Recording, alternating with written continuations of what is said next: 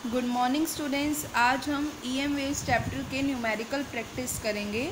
इसके न्यूमेरिकल्स आपको पहले करवाए नहीं गए हैं और इन न्यूमेरिकल्स में क्या होता है, आपके 11th क्लास के भी काफ़ी फॉर्मूलेज यूज़ होते हैं, तो आपको याद है या नहीं है, लेकिन अब प्रैक्टिस के बाद एक बार देखने के बाद आपको याद हो जाएंगे और इस तरीके के क्वेश्चंस आ जाते हैं। प्रीवियस ईयर में भी आए हुए हैं, एग्ज़ाम्स में इम्पोर्टेंट है ये जितने भी क्वेश्चंस आज हम करेंगे। तो स्टार्ट करते हैं। First question, the frequency values ν1 and ν2 for two spectral lines of EM spectrum are this and this respectively, find the ratio of λ1 and λ2। तो आपको फ्रीक्वेंसी गिवन है और वेवलेंथ की रेशो पूछ रहा है, तो क्या करेंगे, हमें फॉर्मूला पता है v = ν λ। यहाँ पर बस v की जगह हम बात करेंगे c की, यानी स्पीड ऑफ लाइट की। तो स्पीड ऑफ लाइट तो कांस्टेंट है EM वेव्स के लिए, तो यानी अगर हम देखें तो फ्रीक्वेंसी और लैम्डा यानी वेवलेंथ दोनों एक दूसरे की क्या है, inversely proportional.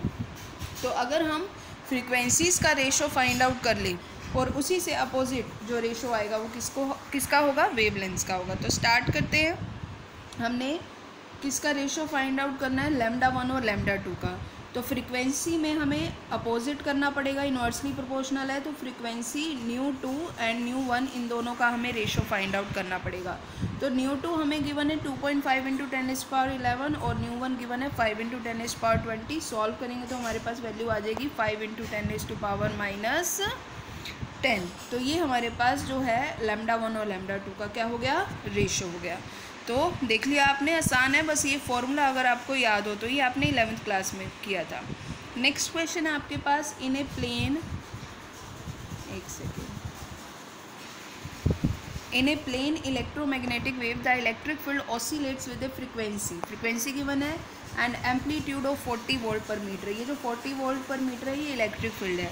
What is the wavelength of this wave, आपको वेवलेंथ बतानी है। तो आपको उसके लिए ई की ज़रूरत अभी नहीं पड़ेगी क्योंकि आपको फ्रीक्वेंसी गिवन है। अभी आपको बताया है कि सी किसके इक्वल है, न्यू लैम्डा। तो फिर लैम्डा किसके इक्वल हो गया, c/न्यू।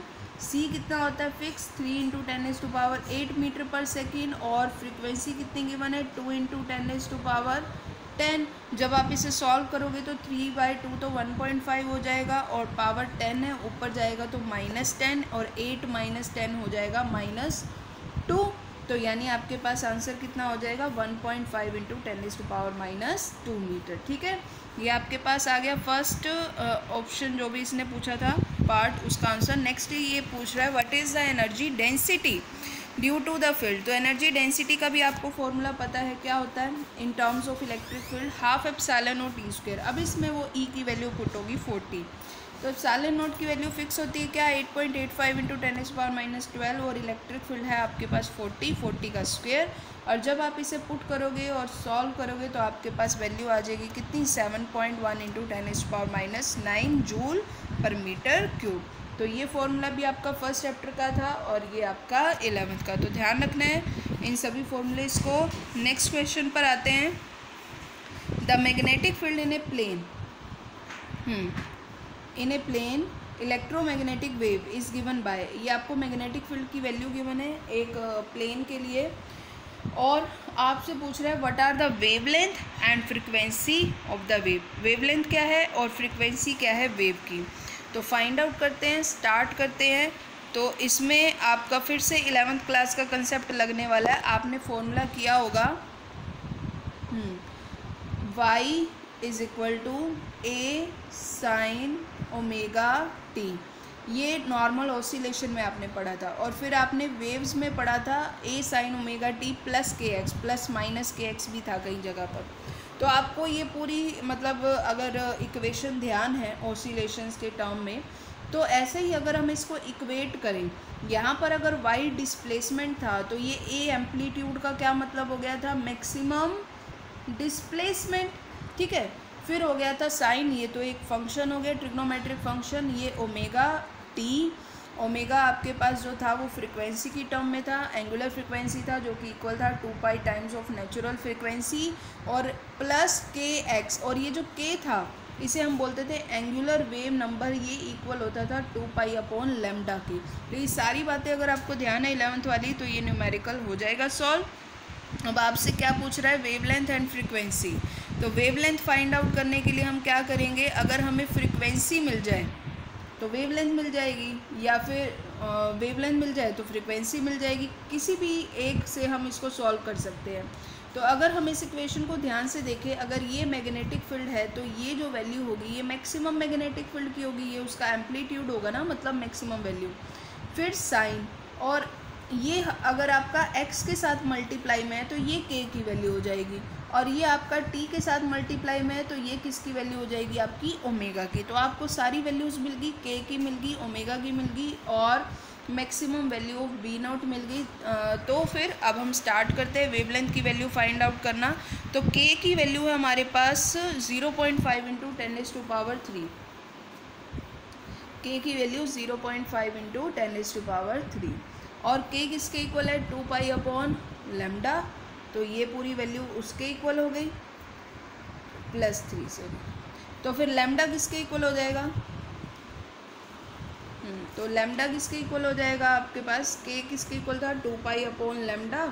तो लैम्डा किसके इक्वल हो गया, 2π/k, यही होगा क्या, मैं फॉर्मूला ही भूल गई, k इज इक्वल टू 2π/λ। तो लैम्डा इज इक्वल टू, हाँ सही है, 2π/k। 2π और k की वैल्यू कितनी है, 0.5 इंटू 10⁻³ और अब हम इसको सॉल्व करेंगे। 0.5 ऊपर जाएगा तो क्या हो जाएगा, ये 10/5 यानी 20π/5, 20 से 5 कितने में कैंसिल, 4π, और पावर ये +3 है, ऊपर जाएगा तो क्या हो जाएगा, -3।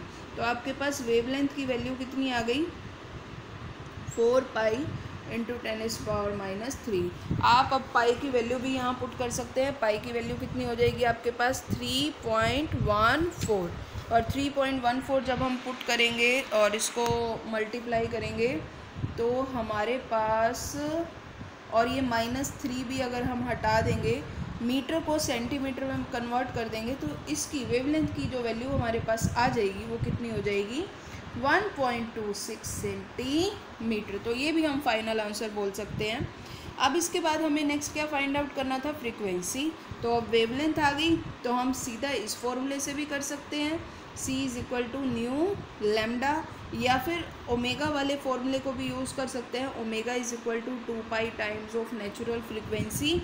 किसी से भी आप यूज़ करोगे तो आपकी पास फ्रीक्वेंसी जो है वैल्यू जो आएगी वो आएगी 23.9 गीगाहर्ट्ज़। तो ये आपके पास वैल्यू आ जाएगी। आप सॉल्व करके देख सकते हैं, आप कोई भी फॉर्मूला यहाँ पर अप्लाई कर सकते हैं। वैसे सबसे बढ़िया रहेगा अगर आप ये ओमेगा वाला फॉर्मूला ही अप्लाई करें, क्योंकि इससे आपकी ये इक्वेशन यूज़ हो जाएगी।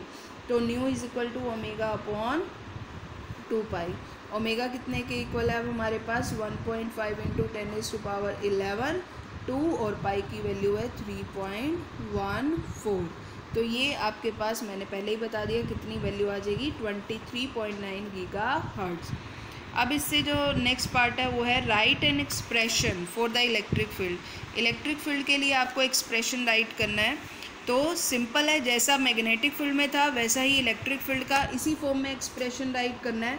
अब ये सारी वैल्यूज़ तो उसकी सेम रहेंगी ठीक है, ये सारी वैल्यूज सेम रहेंगी, बस आपको ये मैक्सिमम इलेक्ट्रिक फील्ड की वैल्यू फाइंड आउट करनी पड़ेगी, क्योंकि ये तो मैग्नेटिक फील्ड की है। तो इसके लिए हम क्या करेंगे, E0 फाइंड आउट करने के लिए फॉर्मूला अप्लाई करेंगे। अब ये फॉर्मूला जो आपने इस चैप्टर में पढ़ा है वो वाला फॉर्मूला अप्लाई हो रहा है, CB0। तो C आपके पास है 3 इंटू 10⁸, B0 कितना है, 2 इंटू 10⁻⁷। तो 3 इंटू 2 ये आप इसे मल्टीप्लाई करोगे, ये पावर है, इसकी पावर है -7, इसकी पावर है 8। सॉल्व करोगे तो ये आंसर आ जाएगा आपके पास 60। ठीक है, E0 की वैल्यू कितनी आ गई, 60, और वोल्ट पर मीटर हम उसे बोल सकते हैं। तो हम इसकी इक्वेशन फिर क्या राइट करेंगे, देखो आपके पास E0 की वैल्यू आ गई 60, तो ये राइट करेंगे हम, ये रही लास्ट में। तो EZ is equal to 60 sine 0.5 plus 10⁻³ x plus 1.5 into 10⁻11 t volt per metre.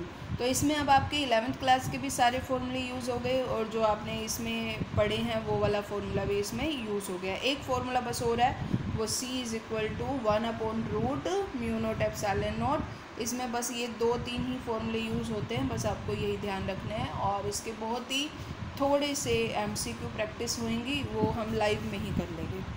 Okay students, that is it for today. और आपका सिलेबस मेरी तरफ से एक बार कंप्लीट रिवाइज़ हो गया है। फिर भी आपको कोई भी डाउट है तो आप बाद में मैसेज करके जो भी है पूछ लेना। अगर मुझे लगेगा कि उस पर वीडियो बनानी है तो वीडियो बना दूँगी, और अगर मुझे लगेगा ये सिलेबस से रिलेटेड नहीं है तो हो सकता है मैं ना भी बताऊँ, तो कोई बात नहीं, आप मैसेज कर देना आपको जो भी डाउट लगे। ओके।